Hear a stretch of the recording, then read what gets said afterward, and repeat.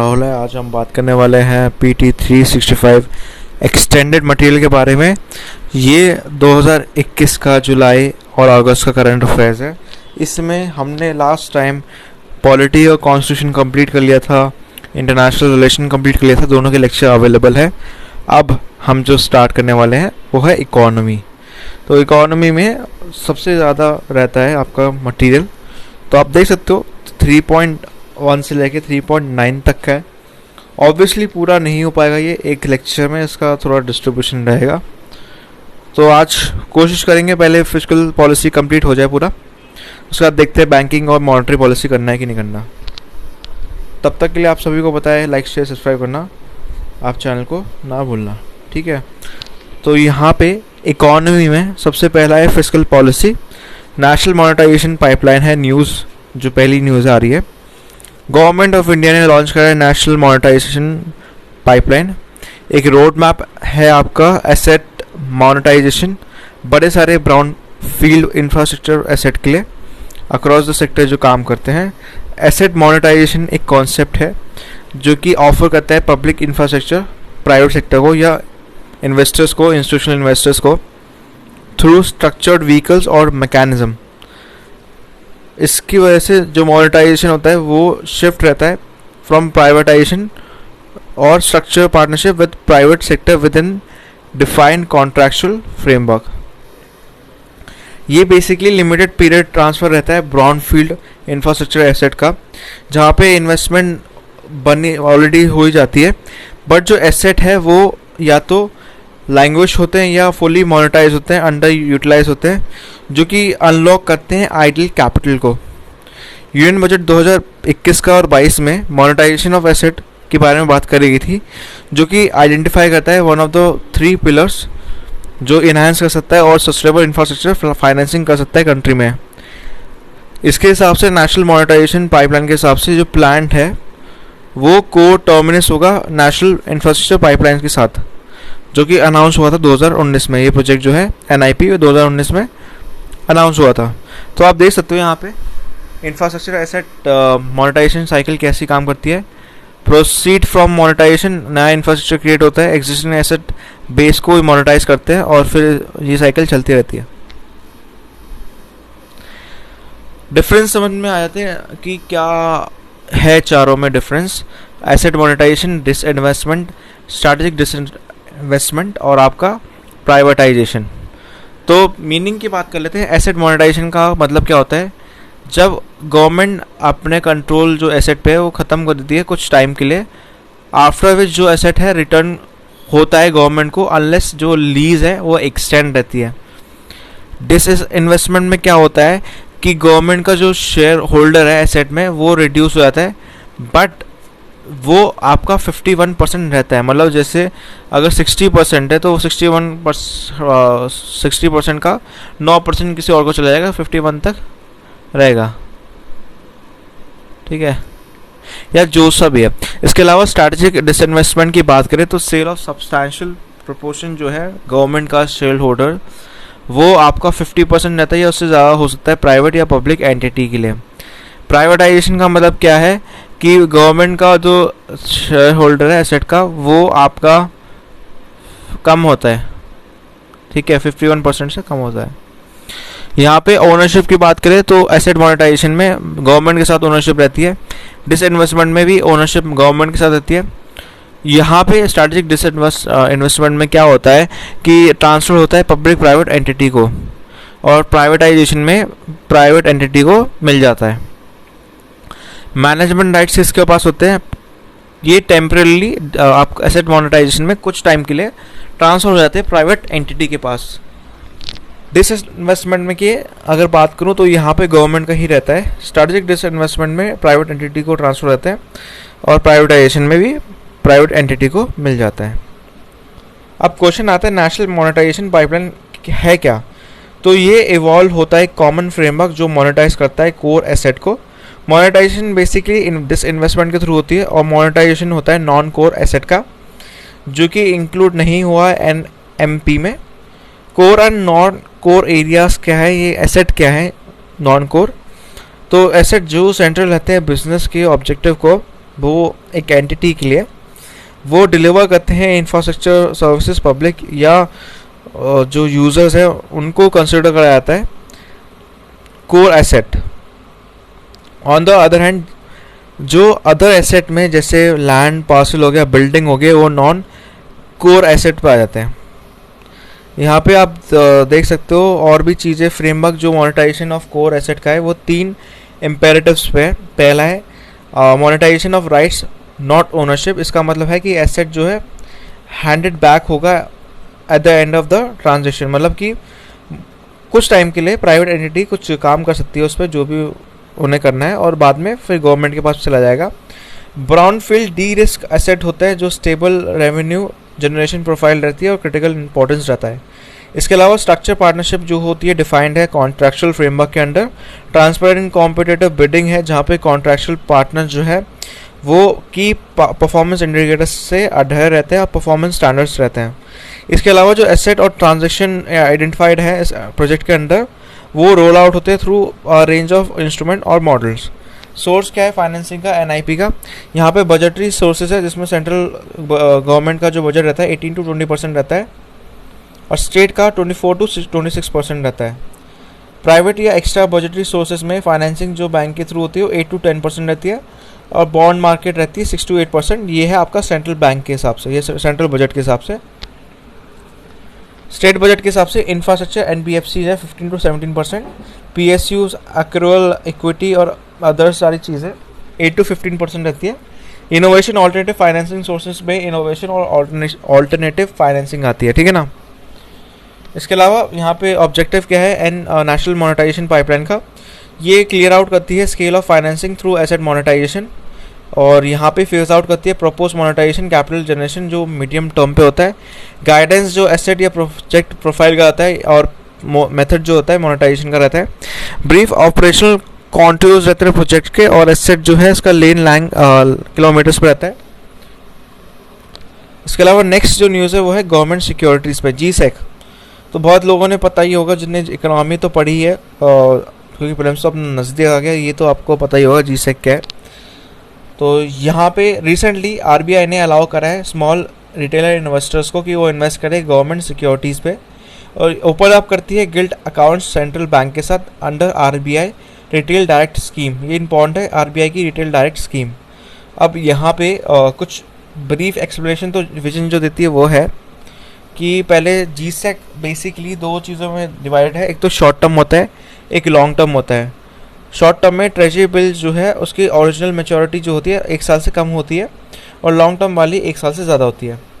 Question आता है T bills क्या है। Treasury bills money market instrument है जो शॉर्ट टर्म डेप्थ इंस्ट्रूमेंट होते हैं और ये गवर्नमेंट ऑफ इंडिया इशू करती है। प्रेजेंटली 3 टेन्योर्स पे होते हैं, 91 days, 182 days, 364 days. T bills 0 coupon security होती है और उस पर इंटरेस्ट नहीं पे करना पड़ता। इंस्टेंट ये इशू करते हैं डिस्काउंट पे और रिडीम हो सकते हैं फेस वैल्यू पे मैच्योरिटी के टाइम पे। डेटेड जीसैक की बात करें, ये सिक्योरिटी होती है जो कैरी आउट होते हैं फिक्स या फ्लोटिंग कूपन पे या इंटरेस्ट रेट पे जो कि फेस वैल्यू पे करे जाते हैं हाफ ईयरली बेसिस पे। जनरली जो टेन्योर होता है डेट का और सिक्योरिटीज़ का वो रेंज करता है 5 to 40 ईयर्स, तो ये ज़्यादा लंबे समय के लिए होता है, तो इसलिए इंटरेस्ट रेट भी उनका होता है। यहाँ पे जीसैक और गिल्ट अकाउंट्स की हम बात करें तो जीसैक जो गवर्नमेंट सिक्योरिटी है वो ट्रेडेबल इंस्ट्रूमेंट है जो कि सेंट्रल गवर्नमेंट या स्टेट गवर्नमेंट इशू करती है। ये एक्नॉलेज करती है गवर्नमेंट की डेप्थ ऑब्लिगेशन, ठीक है। गवर्नमेंट सिक्योरिटीज़ का हमने बॉक्स में देख लिया, 2 तरह के होते हैं जो आप बॉक्स में देख सकते हो। इंडिया में सेंट्रल बैंक इशू करता है टी बिल्स और बॉन्ड या डेटेड सिक्योरिटीज़, वाइल जो स्टेट गवर्नमेंट होती है वो सिर्फ इशू कर सकती है बॉन्ड या डेटेड सिक्योरिटी, टी बिल नहीं इशू कर सकती, विच आर कॉल्ड, इससे बोला जाता है बॉन्ड्स या डेटेड सिक्योरिटीज़ को स्टेट डेवलपमेंट लोन्स को, ठीक है, जो इशू करती है स्टेट गवर्नमेंट। जीसैक कैरी करता है practically but no risk default रहता है और इसी वजह से risk free gilt edges instrument भी बोला जाता है इनको। जीसैक लिस्टेड है और ट्रेड होते हैं स्टॉक एक्सचेंज में। गिल्ड अकाउंट का मतलब है कि कोई भी अकाउंट जो ओपन होता है और मेंटेन हो रहा है, होल्डिंग जो है जीसैक की होती है, किसी भी एंटिटी या पर्सन जो परमिट है आरबीआई के द्वारा बट कुछ केस में जैसे पर्सन जो रिसाइड करते हैं आउटसाइड इंडिया, एक्टिविटीज़ जो ऑपरेशन में है, मेंटेनेंस पे गिल्ड अकाउंट की, वो बेसिकली गवर्नड होगी foreign exchange management act 2000 regulation जो फ्रेम होगी उसके अंदर होगी। ऑपरेशनल मैकेनिज्म जीसैक का क्या है इसको समझना पड़ेगा। आरबीआई कंसल्ट करता है गवर्नमेंट ऑफ इंडिया के साथ कि वो इशू करे कुछ indicative half yearly auction calendar जो कि इंफॉर्मेशन कैरी करता है कि कौन सा अमाउंट ऑफ बोरिंग होगा, कितना अमाउंट ऑफ बोरिंग होगा, रेंज क्या होगी टेन्योर ऑफ सिक्योरिटीज़ का, और पीरियड क्या होगा ऑक्शंस का जो होगा। जीसैक इशू करते हैं आरबीआई के, बेसिकली आरबीआई ऑक्शन कंडक्ट करता है। ऑक्शन इलेक्ट्रॉनिक प्लेटफॉर्म पे होता है जिसका नाम है e Kuber. The core banking solution platform है आरबीआई का ई कुबेर, इंपॉर्टेंट है।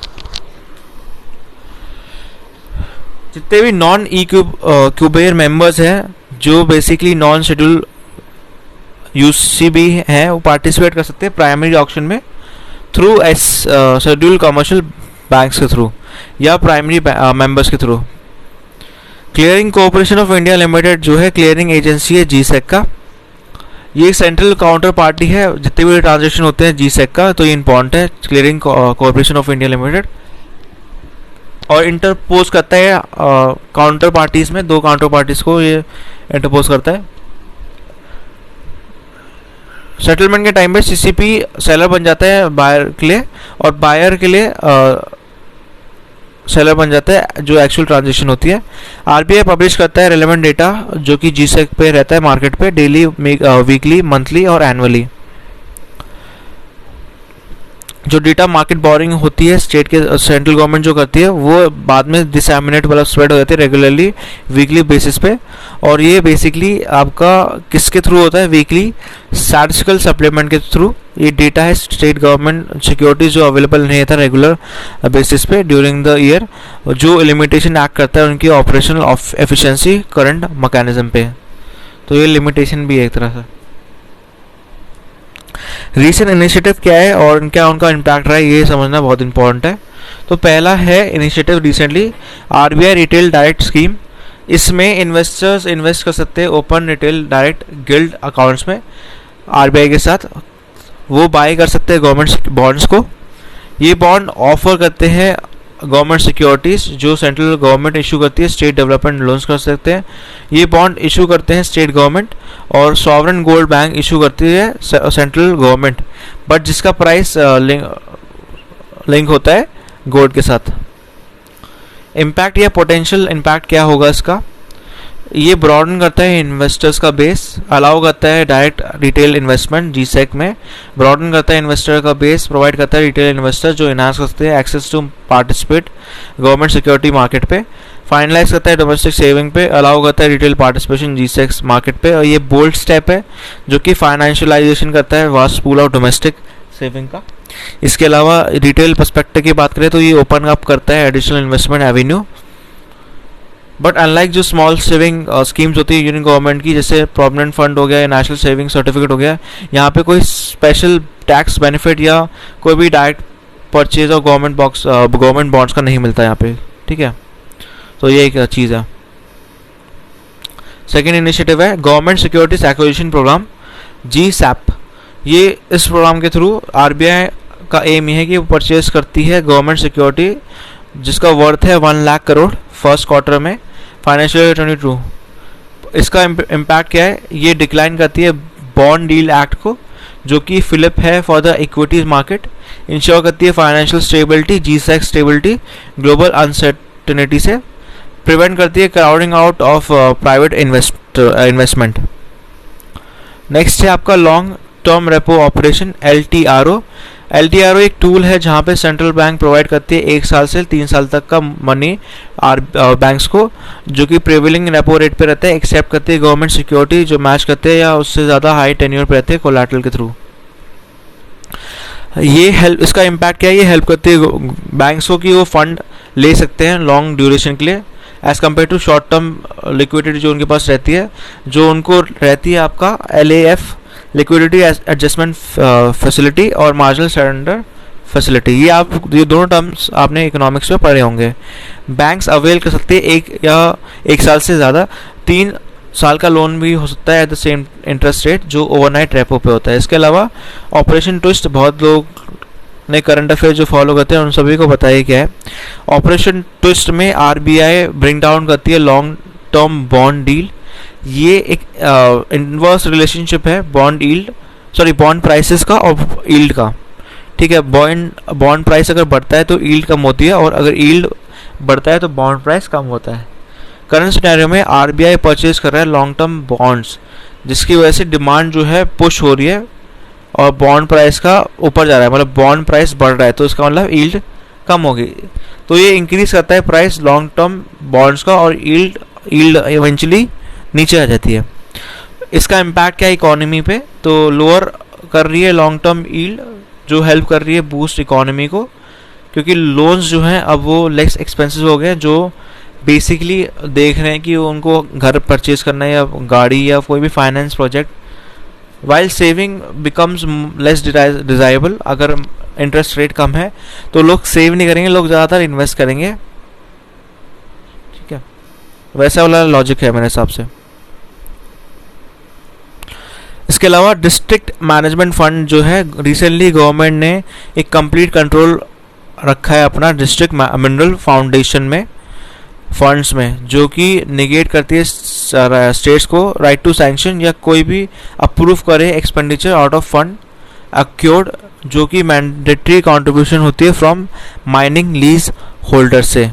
मिनिस्ट्री ऑफ माइंस ने ये बोला है कि जो मूव है वो नेसेसरी है, क्योंकि ऐसे इंस्टेंसेस हुए हैं जहाँ पे फंड में क्या होता है, डीएमएफ के जो ट्रांसफ़र होते हैं ट्रेजरी या consolidated fund state level fund जो होते हैं, वो उनका पर्पस जो है डिफीट हो जाता है, वो मतलब उन्हें एम नहीं अचीव कर पाते जो क्रिएशन हुआ है डीएमएफ फंड्स का। ठीक है, इसके अलावा यहाँ पे सेंटर जो है पॉइंट आउट कर रहा है कि जो ट्रांसफ़र किसी भी तरह का फंड होता है डीएमएफ से किसी भी स्टेट लेवल एंटिटी में, वो यूटिलाइज करता है, ये वायलेशन है provision section 9 clause B of the act. ठीक है, अब यहाँ पे क्वेश्चन आता है डीएमएफ है क्या, डिस्ट्रिक्ट मिनरल फाउंडेशन फंड है क्या।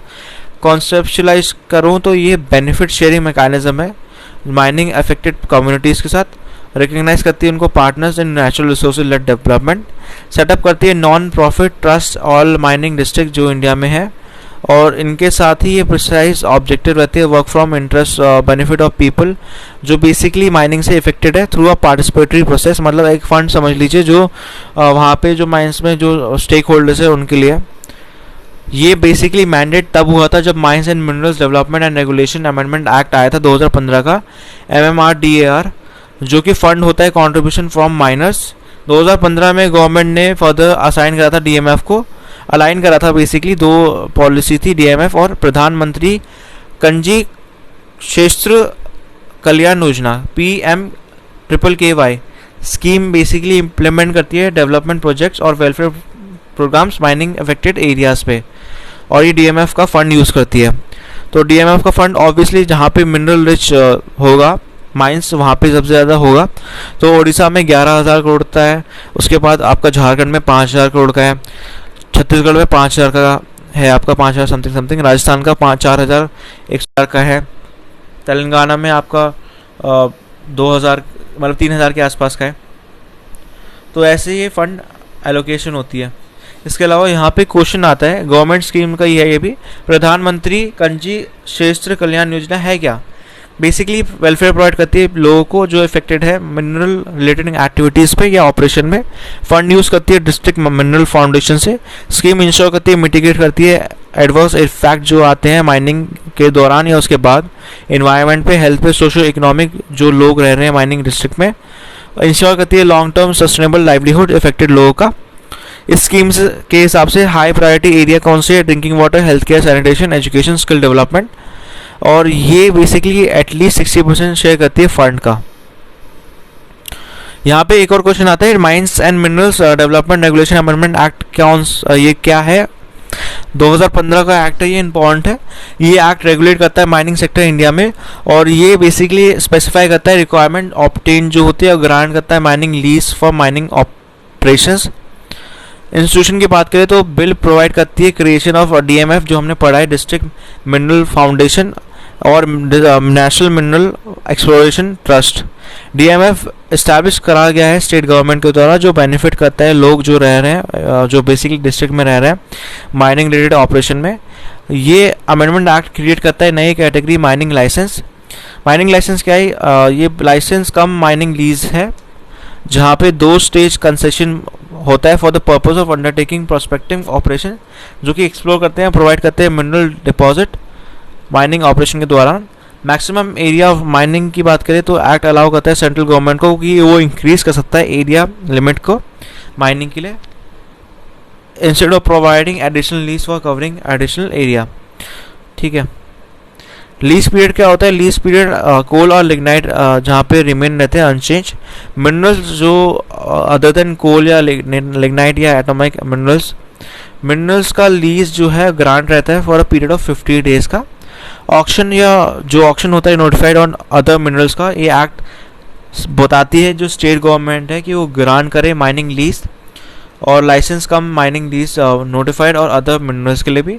जितनी भी सारी लीज है वो ग्रांट होगी through auction by competitive bidding including e auction. Competitive bidding मतलब जो लोग बैठते हैं और नीलामी करते हैं, बेसिकली हिंदी में अगर बात करूँ तो ये इसलिए इम्पोर्टेंट बन जाता है।